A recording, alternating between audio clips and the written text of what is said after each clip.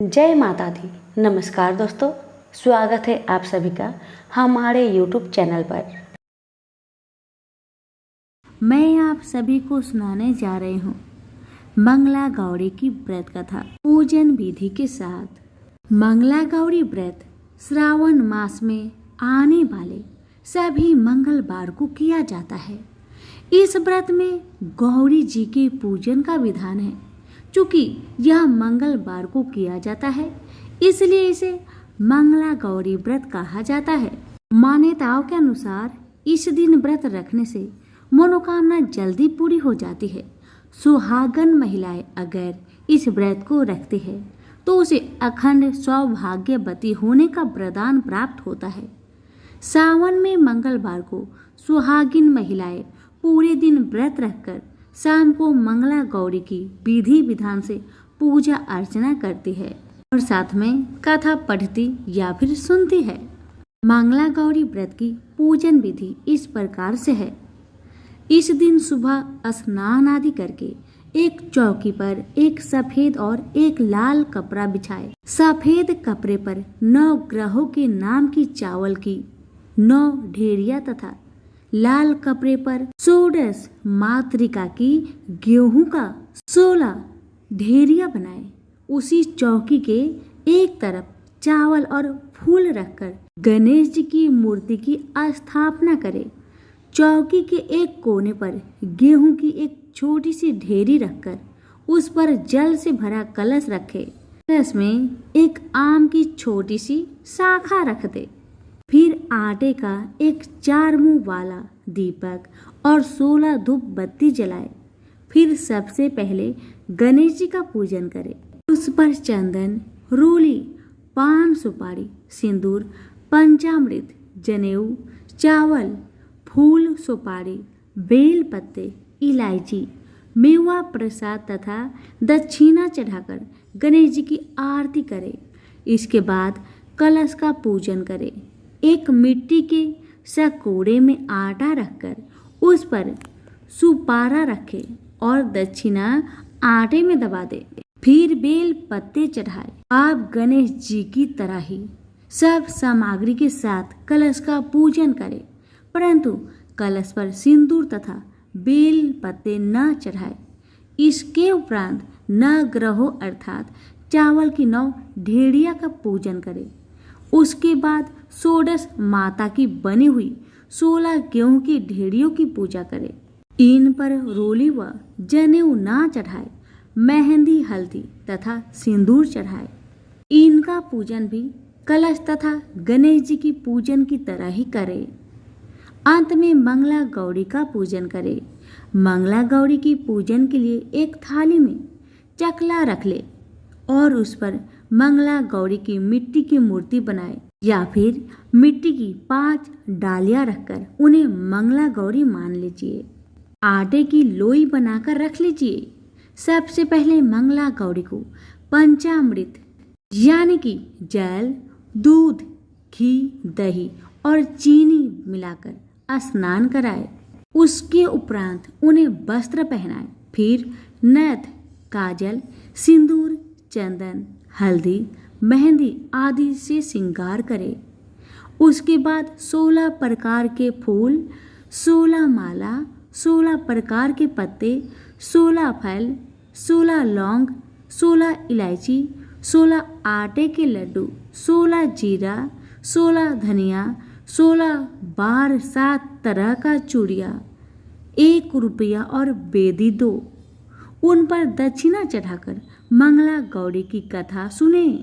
चौमुख दीपक बनाकर उसमें 16 तार की 4 बत्ती बनाए और कपूर से आरती उतारे।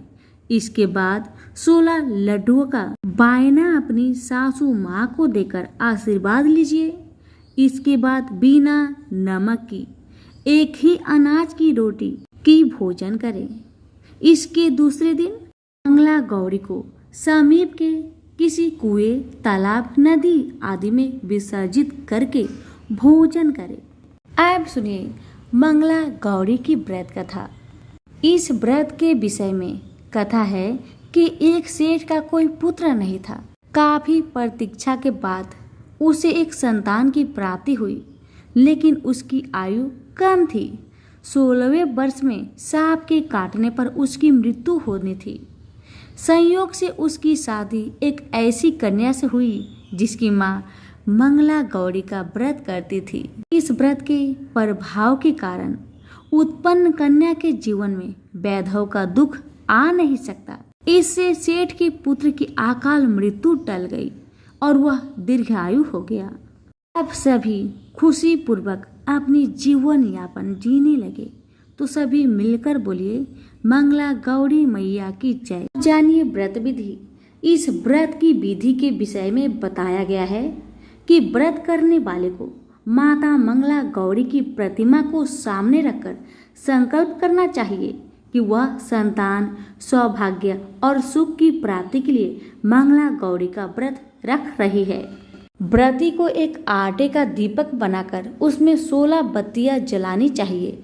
इसके बाद 16 लड्डू, 16 फल, 16 पान, 16 लवंग और 16 इलायची के साथ सुहाग की सामग्री माता के सामने रखकर उनकी पूजा करे। पूजा के बाद लड्डू सासू माँ को दे और शेष सामग्री किसी ब्राह्मण को दे दे। अगले दिन माता गौरी की प्रतिमा को नदी अथवा तालाब में विसर्जित कर दे। अब जानिए कि मंगला गौरी व्रत में पुरुष क्या करे। ज्योतिष शास्त्र के अनुसार इस व्रत से मांगलिक योग का कुप्रभाव भी कम होता है। पुरुषों को इस दिन मंगलवार का व्रत रखकर भगवान शिव और माता पार्वती की पूजा करनी चाहिए। इससे उनकी कुंडली में मौजूद मंगल का अशुभ प्रभाव कम होता है और दाम्पत्य जीवन में खुशहाली आती है। जानिए मंगला गौरी व्रत की उद्यापन विधि।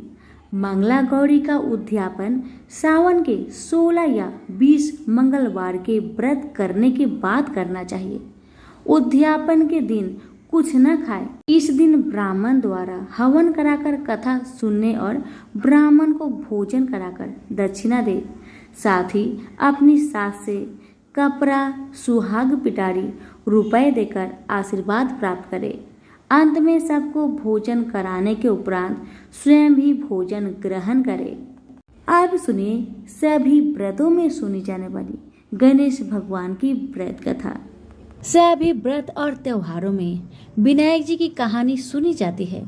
विघ्न विनायक श्री गणेश जी को देवताओं में सर्वोच्च स्थान प्राप्त है। गणेश जी को देवताओं में प्रथम पूज्य माना जाता है। इसलिए त्योहार के दिन व्रत कथा सुनने के साथ विनायक जी की कहानी सुनी जाती है। इससे व्रत का पूर्ण फल प्राप्त होता है। कथा। एक बार विनायक जी छोटे बालक के रूप में चिमटी में चावल और चमचे में दूध लेकर निकले। वो हर किसी से कह रहे थे कि कोई मेरे लिए खीर बना दो, कोई मेरे लिए खीर बना दो।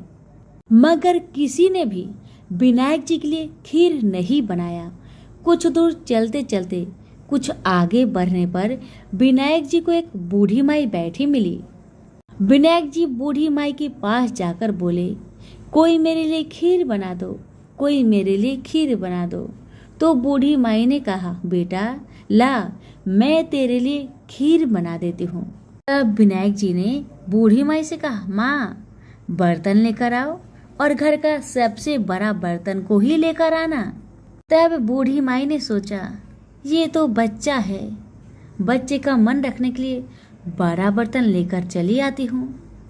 इतना सोचकर बूढ़ी माई अपने घर में जाकर घर के सबसे बड़े बर्तन को लेकर बाहर आती है और विनायक जी के सामने रख देती है।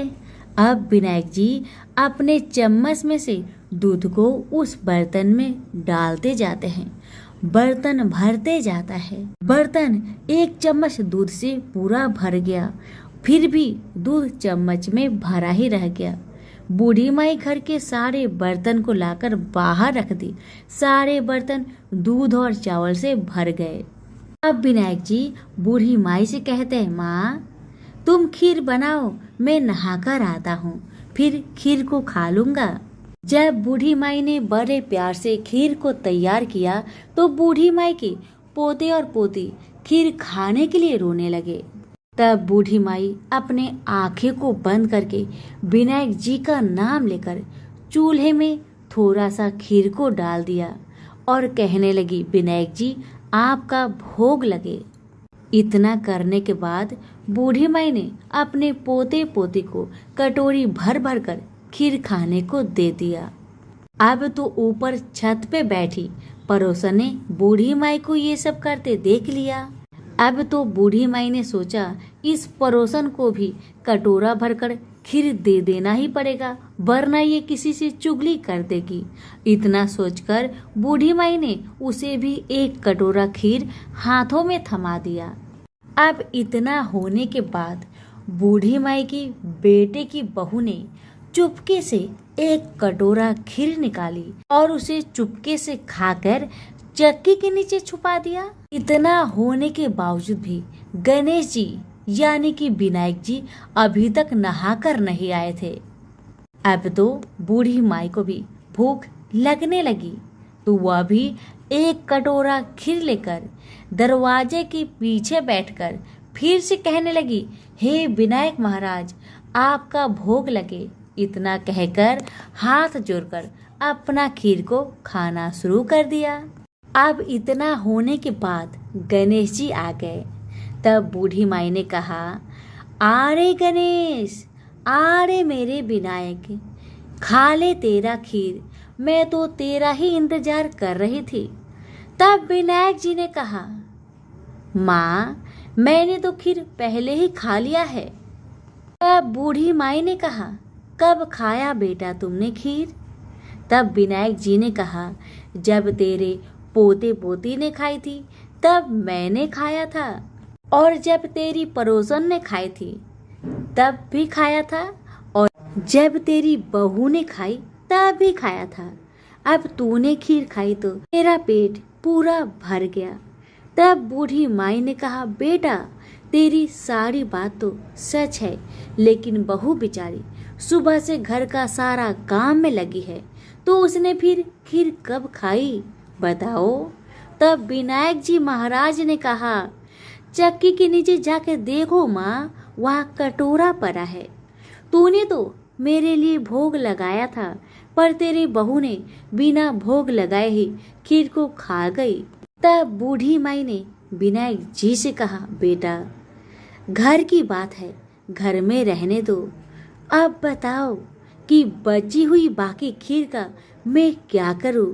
तब विनायक जी ने कहा, नगरी को जिमा दो। बूढ़ी माई ने पूरी नगरी जिमा दी, फिर भी बर्तन खाली नहीं हुआ।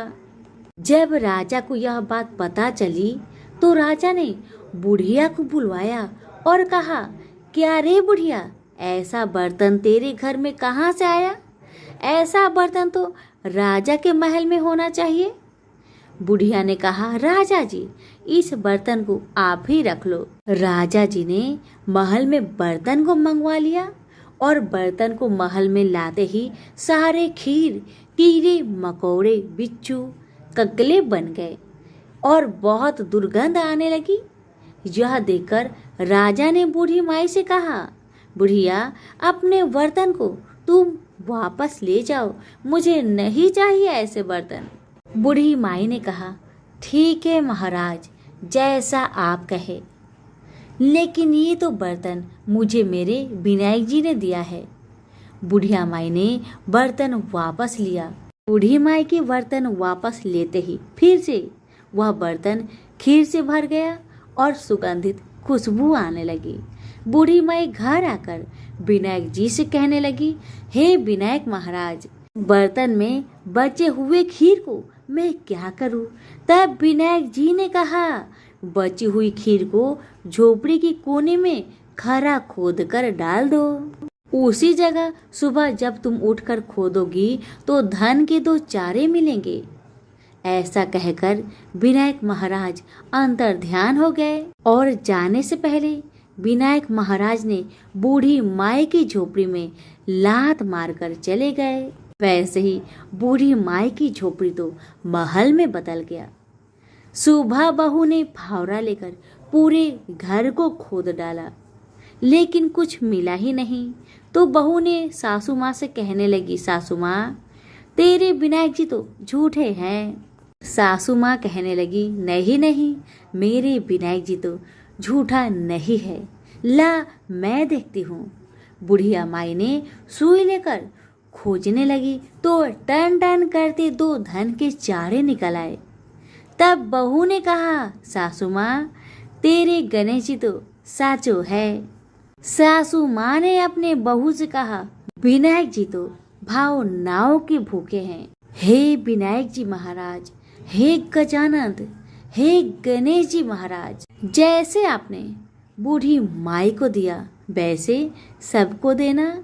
विनायक जी की कहानी कहने वाले, हुक्कारे भरने वाले और आसपास के सभी सुनने वाले सबको देना। तो सभी प्रेम से बोले, विनायक महाराज की जय।